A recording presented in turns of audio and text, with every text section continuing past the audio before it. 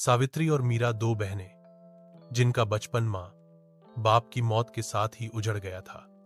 गांव के एक कोने में टूटी फूटी झोपड़ी में दोनों एक दूसरे का सहारा बनकर जी रही थीं। सावित्री बड़ी थी, मुश्किल से 14 साल की, पर मां जैसा प्यार और जिम्मेदारी लिए हमेशा मीरा की परछाई बनकर रहती। दिन में सावित्री खेतों में काम करती और मीरा स्कूल जाती। कभी कभी दोनों भूखे सो जाती, पर एक दूसरे से शिकायत न करती। गांव वाले उन्हें सहानुभूति से देखते, लेकिन मदद कम ही करते।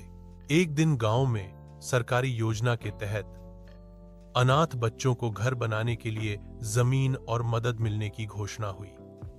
सावित्री ने दौड़ते हुए आवेदन भरा।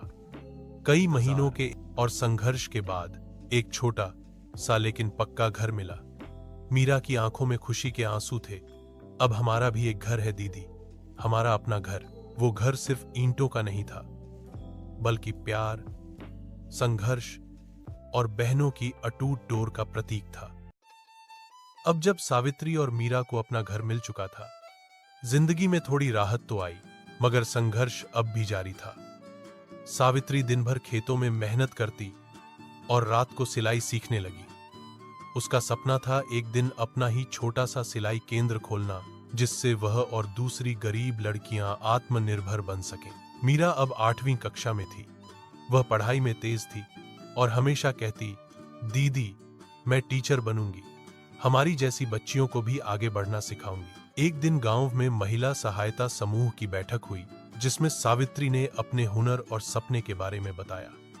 उसकी सादगी और आत्मविश्वास ने सभी का दिल जीत लिया। कुछ महीनों में ही उसे सरकार की तरफ से सिलाई मशीन और कुछ आर्थिक सहायता मिली। अब उनकी झोपड़ी वाला घर एक छोटे से केंद्र में बदल गया, जहां आसपास की लड़कियां आकर सिलाई सीखने लगी। मीरा स्कूल से आकर सबको पढ़ना लिखना भी सिखाती। लोग अब उन्हें सिर्फ अनाथ बहनें नहीं, बल्कि गांव की प्रेरणा कहने लगे। अगर इरादे मजबूत हों और साथ सच्चा हो, तो कोई भी मुश्किल राह मंजिल बन सकती है।